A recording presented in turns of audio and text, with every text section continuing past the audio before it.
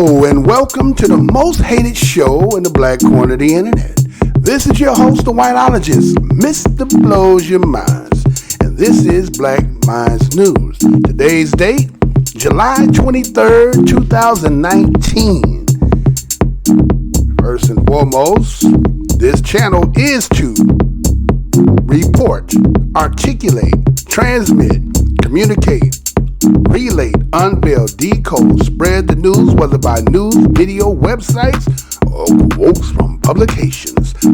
As I articulate these information, I ask that the creator of the universe be here, heart, soul, mind, and spirit. Because why? The truth don't need no partner. As a descendant of the greatest people who created this land that we call the United States, we, the BADOS, Black American descendant of slaves. Some say Black African descendant of slaves. Others say ADOS, American descendant of slaves. We, the historical lineage, DNA of the foundational Black Americans of this land, we give honor to our ancestors. And you know what my motto of this show is? I'm never going to tell you what I heard. I'm only going to tell you what I know. Well, today's story is going to take us into Cincinnati. Something that seems that's going to affect the city of Cincinnati. Cincinnati has a history. And what took place today wasn't a miscarriage of justice. Stay tuned for this broadcast.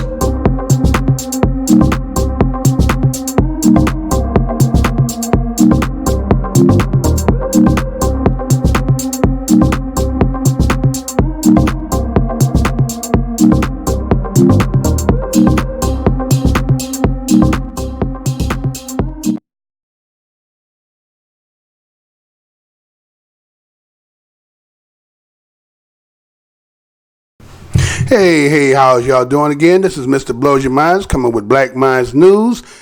And first and foremost, I want to say what's good to my subscribers and my new subscribers. What's good, fam? Welcome to the most hated show in the black corner of the internet. Passerbyers, if you should just happen to find, because this is the most hidden, tucked away, can't find shows on the internet, welcome. You stumbled over to the right place. Go down my library, see something you might like, hit that like button. If you should happen to hit a dislike button, I can come out, talk to you. You can send me a comment, and we can try to work something out, because again, the truth don't need no partner. So we welcome you over here to Black Minds News. Now let's get into this here. Now this story here is kind of shocking in the simple fact that you don't see this, I don't know, ever, right? I don't know if you ever seen this before.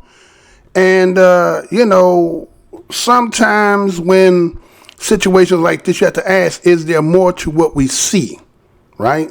Is there a lot more to what we see? And, matter of fact, I have to do something. I'll probably do that at the end. But, is it more to what we see? And I'm setting up some stuff. I didn't set that up prior before I said I should have did that. I'm sorry, y'all. I have to do. Seconds after Judge Patrick Dinkelhocker affirmed Tracie Hunter's jail sentence, his courtroom erupted in chaos. 3, you are to do 6 months in the Hamilton County Justice Center. Credit 1 day. Mr. and Ms. Deputies can take her away. A woman who seemed to run to Hunter's defense was quickly taken into custody. Meanwhile, Hunter fell limp in the arms of a deputy who ended up dragging the former juvenile court judge away from her outraged supporters. Drag her out of the courtroom! What kind of justice is that? Prior to all the commotion, Dinkelhocker listened as David Singleton, one of Hunter's attorneys, asked for the court's mercy. I would ask you, on behalf of Tracie Hunter, to end this today for her.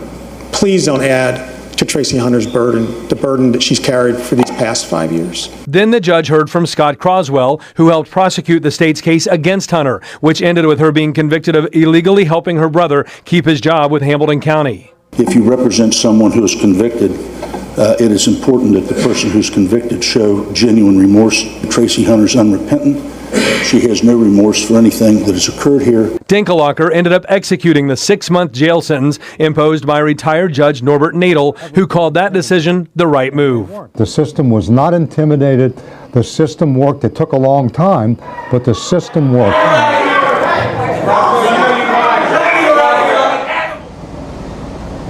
Certainly an emotional day in court. Now, we asked a legal expert who told me that despite what Hunter's supporters wanted, that she not spend any time in jail, Judge Dinkelhocker had no choice but to impose the original sentence. As for that observer who was taken into custody, well, she was cited for contempt of court and sentenced to spend today in jail. Reporting live downtown, Todd Dykes, WWT News 5.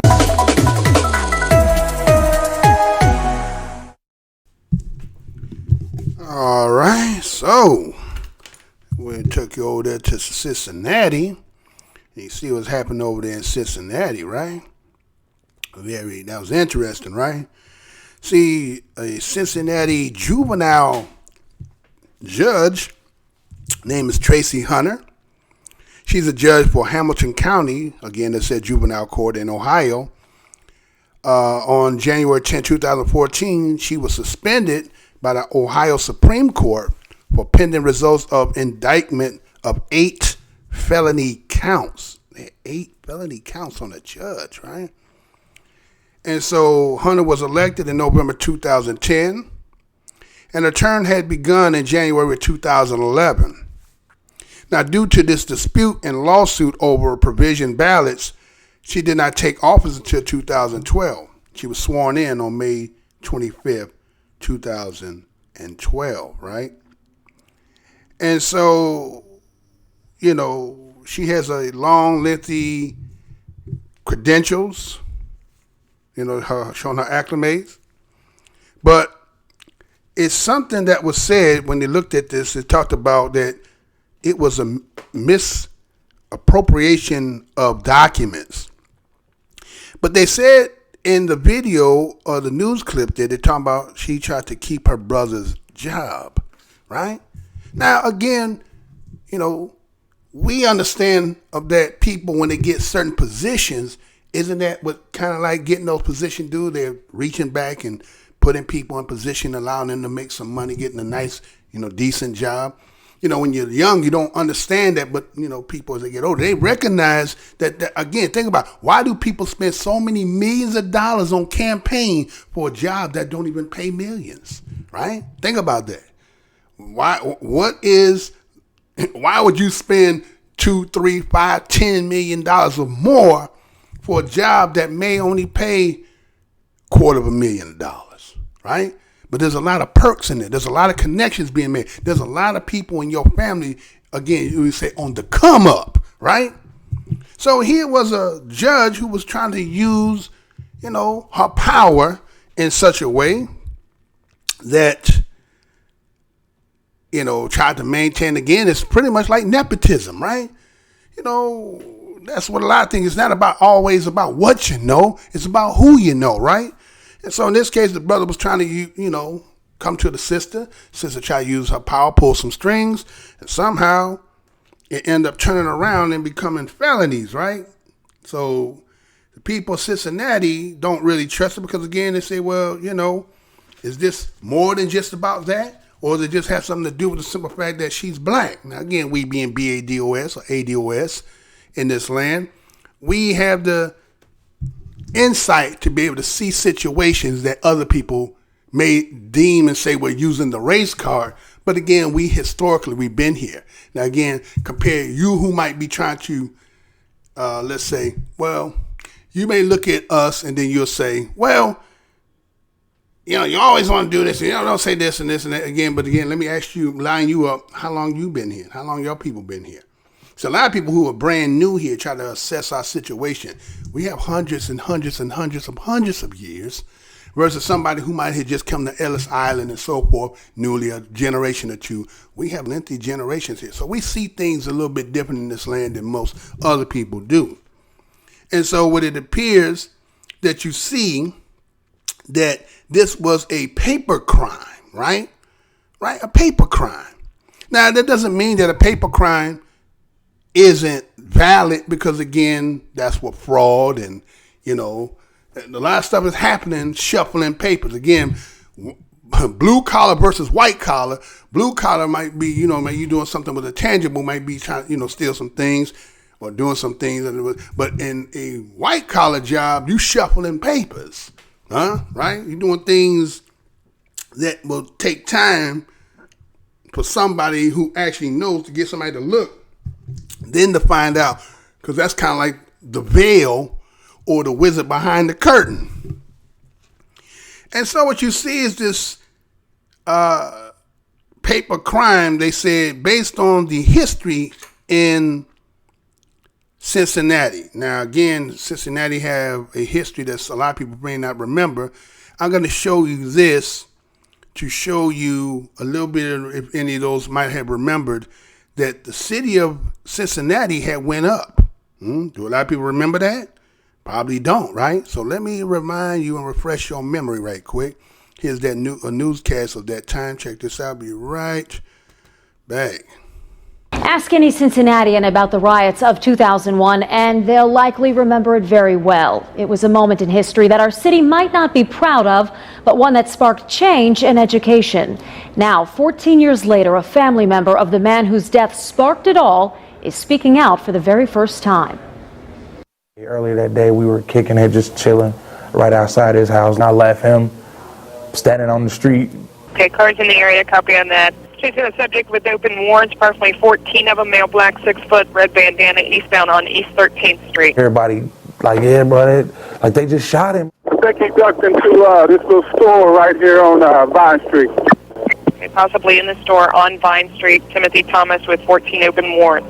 And it's like, nah, man, like he about to show up at the house anytime, like y'all lying or whatever. It was around 2 a.m. that Saturday. Officer Stephen Roach shot and killed Timothy Thomas after a foot chase in Over the Rhine. His brother Terry, then 16, remembers it. It didn't really set in until you seen the lifeless body. That moment led to this, riots that made headlines around the world. BBC News in Cincinnati. Timothy was then the 15th black man to die at the hands of police in 5 years. And the reason the feds got involved. For the longest time, I had walked around with hate, like, not just hate for the police, but I was even hating on Caucasians. But that faded when Terry had kids of his own and realized he needed to turn tragedy into a teaching moment.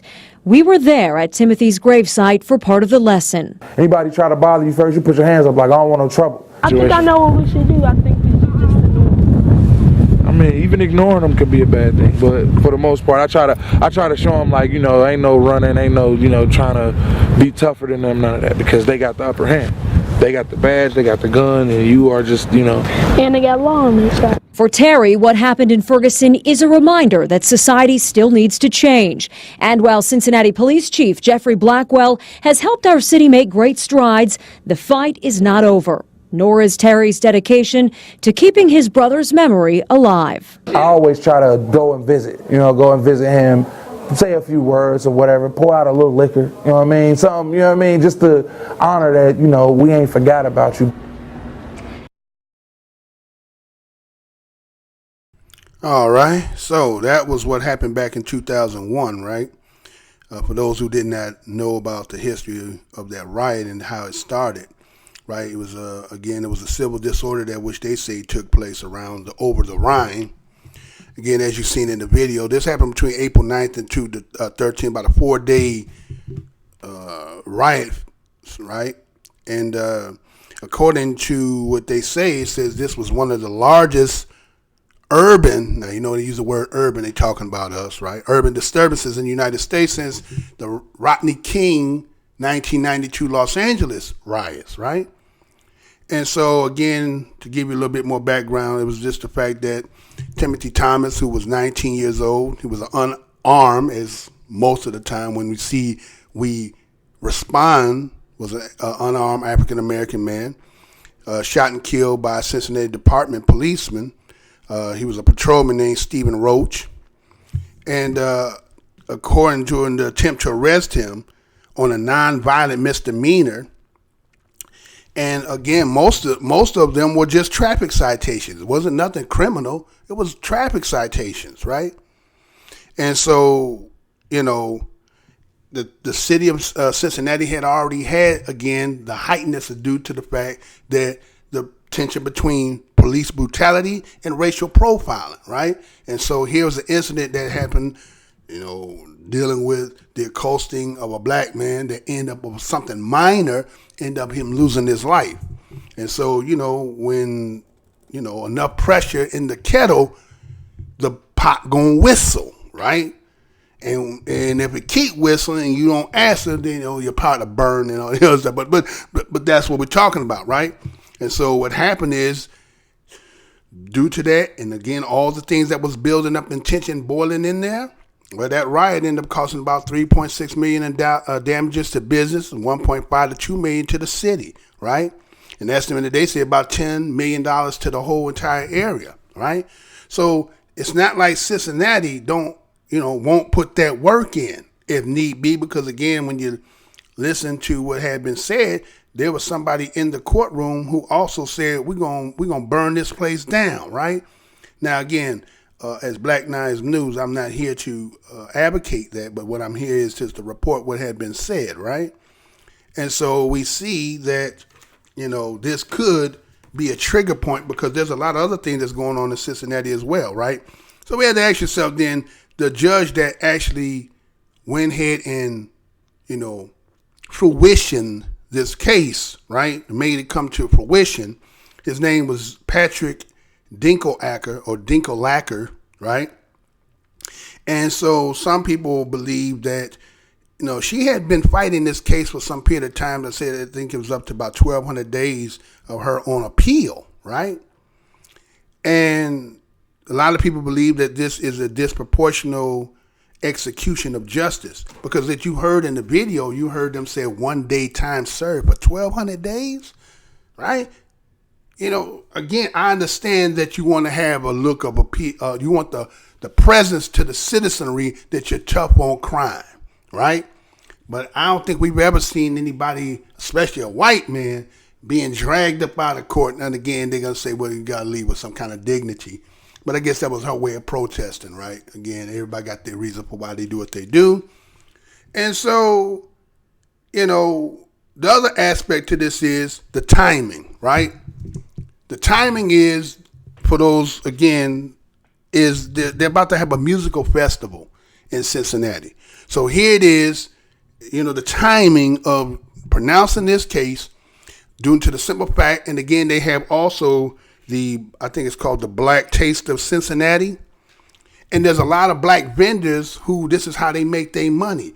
So now that you got this, and then there's the tension and the height and the people feel of the misjustice that done happen. Again, you see what they did in 2001, right? Is it possible that this can happen here?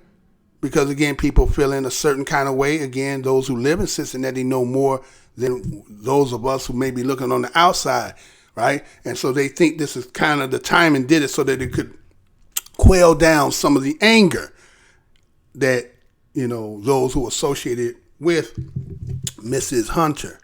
So again, this is Black Minds News. I want to bring this up to you first and foremost. And as you heard at the end there, they had said the system works. Yeah, it always worked because again, what is the old saying, y'all? Black folks can't do what white folks do. Until you understand that, then you're gonna continue to keep going through that. You can't do the same things they do. You may have a same position like them, and fraternize with them and be a socialite and all that stuff. But a lot of times when you look at politicians and people of those kind of positions, they're always going to jail for a couple $1,000. You know what I'm saying? Tens of 20,000. Let's just say thousands of dollars. When other people still, it'd be millions, and it'd be so many tentacles on that octopus of how many people getting paid. It's like it's like incomparable to when black doing white crime versus white folks doing white crime. But again, those saying is you can't do what white folks do. Right? Even though you feel like it's a lane you can do, but again, that's just what it is, right? So again, I want to thank everybody who participated and watched this show today. And your contribution could be something in the forms of this here. And I appreciate that. I want you to, stay black, stay vigilant, stay with love with one another. Until the next show, peace, love, and hair grease and all that good stuff, y'all.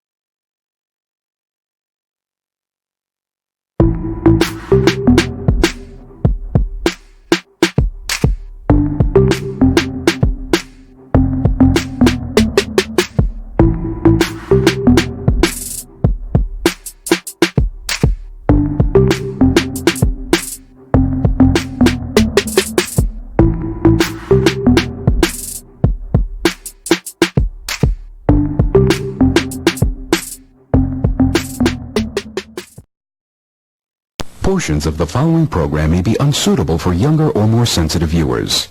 Viewer discretion is advised.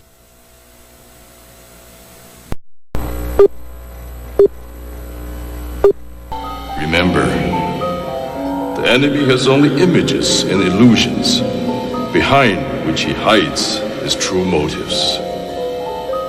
Destroy the image, and you will break the enemy. I'm here to tell you tonight that the businessmen, the mayor of this city, the police commissioner of this city, and everybody in the white power structure of this city must take a responsibility for everything. Can you feel it? Can you feel it? Luther and I and everyone in this arena tonight are unified by the same great American values. We're proud of our country. We respect our flag.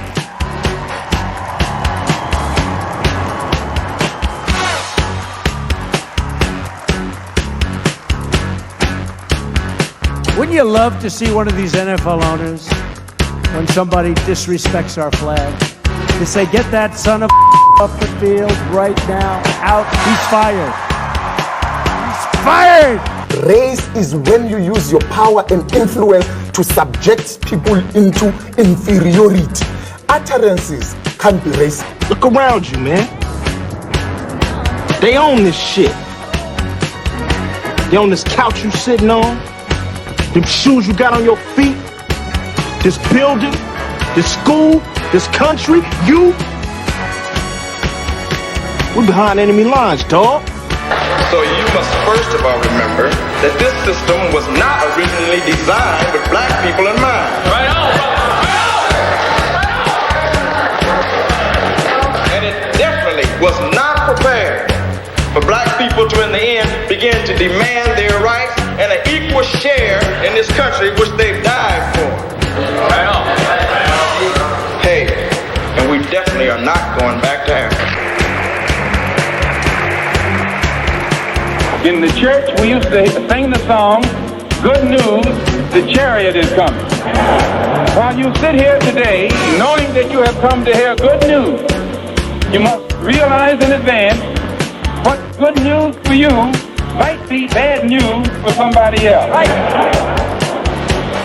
What good news for the sheep might be bad news to the world. They say, oh, things are getting so much better for you. In 1849, it was hitting blacks on the head 100 times a day. In 1990, they hit them 48 times a day. Isn't it better? Oh, it's got to be better. You're saying 52 blows. The only purpose of most black Americans on earth today is to destroy. I think that's noble. Italians love Italians. When Irish love Irish. But when a nigga loves a nigga, it's an unpardonable sin. They have blood in their hands. When we say they have blood in their hands, we are not saying him, George Bezos, went and killed. But white people colonized us. They dispersed us. They enslaved our people. They sucked our economy dry. They are still sucking it dry even today. That's white people. Tony Blair, George Bush, Napoleon Bonaparte, Leopold, Adolf Hitler, Benjamin Netanyahu. All white people, they are the same. They are racist and they are full of hate. I've been waiting for you. You have many questions, and though the process has altered your consciousness, you remain irrevocably human. Ergo, some of my answers you will understand, and some of them you will not. Concordantly, while your first question may be the most pertinent, you may or may not realize it is also the most irrelevant. Why am I here? Our world is coming crumbling down. The coons are coming. You got to understand that white America has an uncanny way of making the victim the victimizer. Excuse me, master, for putting my head in the way of your club. Not that your club is brutalizing my head and putting hickeys on it. My head got in the way of your free swing and broke your shiny stick, and I want to apologize for that. Your life is the sum of a remainder of an unbalanced equation inherent to the programming of the Matrix. You are the eventuality of an anomaly which, despite my sincerest efforts, I have been unable to eliminate from what is otherwise a harmony of mathematical precision.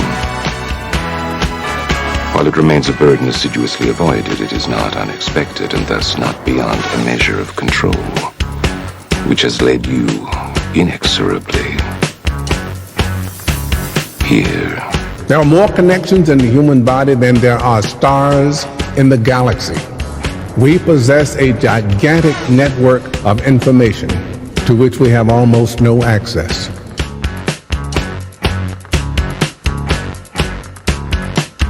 Matrix is older than you know. I prefer counting from the emergence of one integral anomaly to the emergence of the next, in which case this is the 6th version. 5 months before me. 3, 4. There are only 2 possible explanations. There were 5 months before me. Either no one told me, or no one knows. Precisely. As you are undoubtedly gathering, the anomaly is systemic, creating fluctuations in even the most simplistic equations. Control me! I'm gonna smash you to You can't make me do anything like Chris! Choice. The problem is choice. Let us remember that we are not brutalized because we're Baptists. We're not brutalized because we're Methodists. We're not brutalized because we're Muslims. We're not brutalized because we're Catholics. We're brutalized because we are black people in America. Because white people made him to be what he is.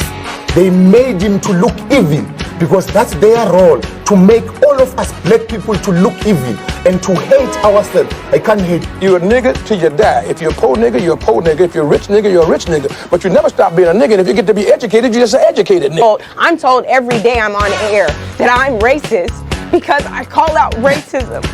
That is maddening to me, and I'm crying about it because it's crazy. So the Honorable Elijah Muhammad is teaching you and I and trying to tell the white man to get this powder keg out of his house. Let the black man separate from his house. Let the black man have his own house. Let the black man have his own land and his own property. I thought the bitch was white! Damn it! I thought the bitch was white!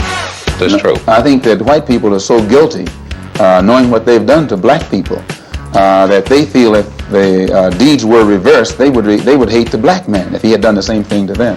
So it's actually, it reflects a guilt complex on the part of whites when they ask us, do we hate them? And if you notice, Uncle Sam has formed a habit of going all over the world. He calls it the ugly American, or the American image. He thinks that everybody hates him because it's a guilt complex. And if you think that if you are worried about Europeans hating you, and they're your allies and your cousins, well, naturally it would follow for you to think that Negroes in this country would hate you, especially in light of what has been done to black people in this country by white people. Now, check it out. The white ball dominates everything, right? Knocks the shit out the yellow ball, the red ball, right? And the game's over when the white ball drives the black ball completely off the table. But you have to see that all of this is hypocrisy. I love Malcolm. Malcolm called me the Sunday that he died. I was working Basin Street East. He said, "Brother Greg, you coming by today?" And I said, "Malcolm, I love you." And I said, "I love you so much, I don't even want to take a chance to be there." He said, "What do you mean, Brother Greg?" I said, "Well, I close tonight, Sunday night at Basin Street East. And I said, but I had my wife book me a flight into Chicago at 8 o'clock this morning. And I'm going to Chicago, and I had way beneath my salary, booked me into a college about 10 miles from the airport. And I'm going to go there and speak this afternoon, and I'm going to stay there until they tell me you dead. Because I'm not going to let this government get two of us for the price of one. And I'm going to call Adam Clayton Powell when I finish talking to you and beg him not to come there. Because today, the United States government is going to get you.